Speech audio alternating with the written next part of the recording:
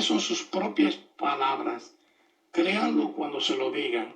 Dice, los Estados Unidos son tan tontos, usando una palabra de maldición, dijo el abogado principal de PBS, Michael Beller, que estaba charlando con uno de los periodistas encubiertos del proyecto Verita. Beller solamente dijo que escucharía una y otra vez, en fin, todo esto. Hay un montón de cosas que no voy a entrar mucho. Dice, literalmente, dice, los niños están creciendo en ciertos hogares, y está hablando de la política conservadora, y han escuchado política conservadora durante estos 4 años. Necesitamos, dijo el abogado Beller de PBS, que poner campos enlightenment, que son campos de concentraciones, quitarle los niños a las familias conservadoras para reeducarlo a la misma manera de lo que está sucediendo en China. La pregunta mía es, cuando a nosotros, los cristianos, que comienzan con las políticas conservadoras, no, pero los políticos que no creen en el aborto, que no creen en el movimiento gay, que no creen en muchas de las cosas que se está dando, la iglesia viene detrás, 2 pasos detrás. En el movimiento conservador en los Estados Unidos, podemos decir que un 80%, mínimo, un 80% se identifican como cristianos. So, cuando ellos vienen en contra de los conservadores, están viniendo en contra de un gran porcentaje de cristianos y están viniendo en contra de principios bíblicos, porque estar en contra del aborto es un principio bíblico, pro-Israel es un principio bíblico, el matrimonio es entre un hombre y una mujer es un principio bíblico. Y estos campamentos de reeducación es de agarrar los niños y aún después los adultos y reeducarlos de que, hey, el matrimonio puede ser entre un hombre y un niño, entre un hombre y qué sé yo, 3 hombres, el aborto está bien, y etc. Y ellos odian, se enojan, se molestan cuando un cristiano saca a su hijo de la escuela y los tienes en homeschool o en una escuela como Génesis. Así es, y una cosa que es importante señalar en este aspecto es que muchas veces el pueblo, el hombre y mujer normal, que echa 8 o 10 horas trabajando, no tiene tiempo para enfocarse en estas cosas. No. Y cuando nos oye a nosotros y oye estas cosas, nosotros no oye estas cosas. Oye, esto es locura. Una de las cosas que ha ocurrido aquí, por lo menos conmigo aquí en el programa, es que dice, ¿por qué usted se mete en política? Y una de las cosas que yo le digo es, el asunto es que la política se está metiendo en la iglesia. Yeah, that's true. Y prácticamente, por ejemplo, hablábamos fuera del aire, usted y yo hace un ratito, como en Canadá, también en Inglaterra, en los países de Europa, se ha catalogado, por ejemplo, Romanos capítulo 1, versículo 32, como hate speech, donde habla de la relación hombre-mujer. Por ejemplo, la Biblia es contraria directamente contra lo que es socialismo, izquierdismo, comunismo. La Biblia, nosotros miramos que cuando Dios crea al hombre, crea un hombre, una mujer, una familia. Hay un versículo bíblico que dice que debemos de proveer, importar. Rubén Villarreal debe de importarle número 1 su hogar. Mi familia. Pastor de León debe importarle número 1 su hogar. Y luego la familia que se extiende. Luego los hermanos de la iglesia, la familia espiritual. Pero hay un orden. Primero está tu Jerusalén, tu Judea, tu Samaria y lo último de la tierra. El socialismo primero dice, primero es el todo, es el Estado, es el gobierno, y luego por último es tu familia y por último eres tú. Yeah. En el socialismo ellos ven que los niños son propiedades del gobierno, de la sociedad. Right?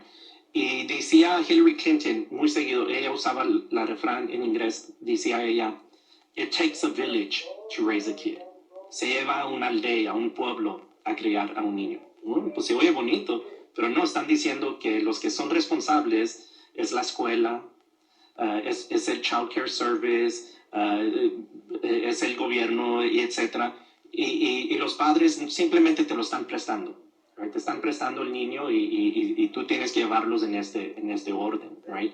Y eso es un gran peligro. Pero la Biblia dice, aquí donde viene, ya ustedes oyeron los políticos, la parte política, diciendo los niños son del gobierno. Norcorea, esa es la política.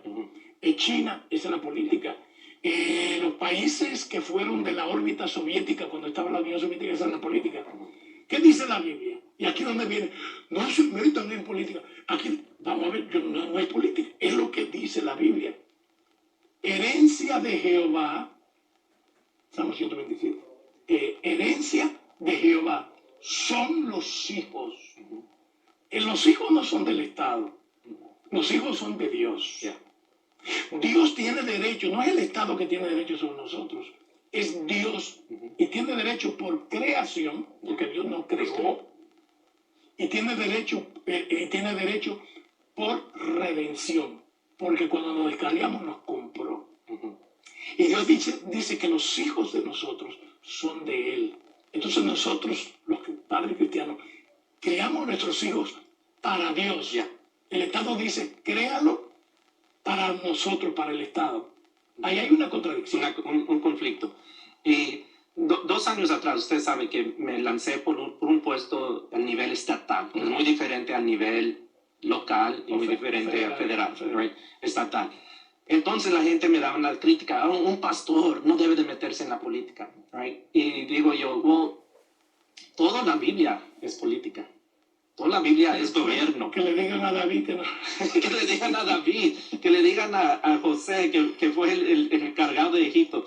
Right? Jesús mismo, rey de reyes. Right? Todo eso es política y es gobierno. Podemos ir en una gran lista de santos de la Biblia. Es que la gente no sabe lo que es política. Una vez me preguntaron aquí en el programa, hermano, ¿qué es política? Y yo le dije, oye, te voy a describir, le dije lo que es política. Política es una ciencia. Es la ciencia de la filosofía que estudia o que proyecta la forma de las reglas en la cual se va a gobernar un país o una comunidad. Si el que establece esas reglas es alguien temeroso de Dios. Mira, yo tengo aquí, y esto lo leí, una expresión de John Adams. John Adams es el fundador, uno de los fundadores de Estados Unidos, y es uno de los signatarios de la Constitución de Estados Unidos. Oye lo que John Adams dijo, la Constitución de Estados Unidos es solo para gente morales y religiosos.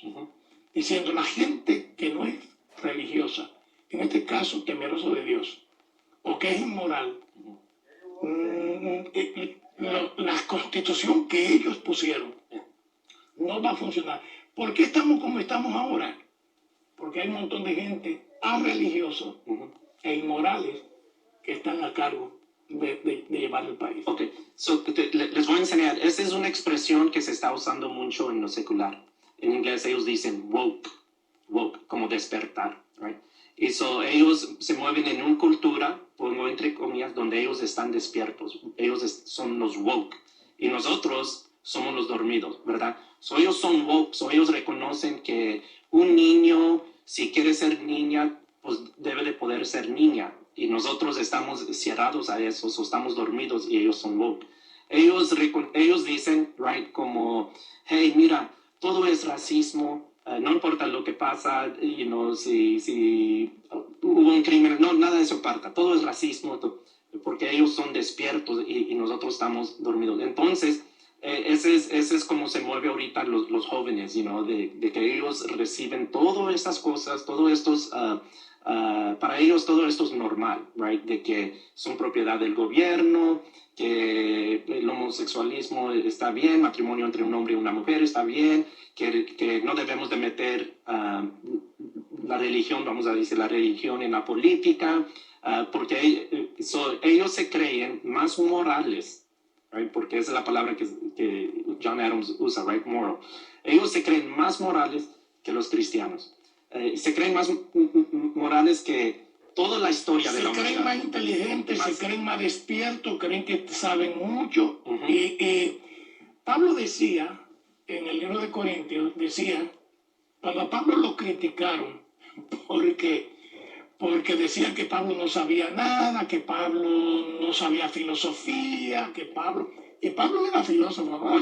Pablo sabía filosofía, Pablo era, y él pone la credencial de hebreo, fariseo, la religión más importante de su pueblo, judío circuncidado y ciudadano romano, y cuando tenía que la filosofía, Pablo filosofaba. Pero a los corintios, que Corintio era la cuna de la filosofía en el tiempo de Pablo, Atenas y Corintio eran los máximos de filosofía.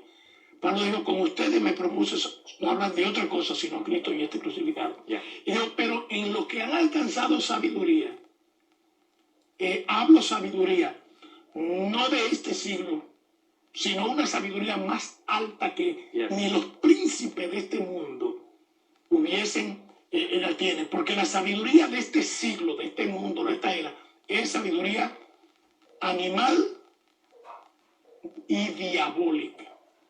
Por lo tanto, toda esta gente que se creen sabios, que se creen iluminados, tienen iluminación, pero es oscuridad, porque es humano y diabólica.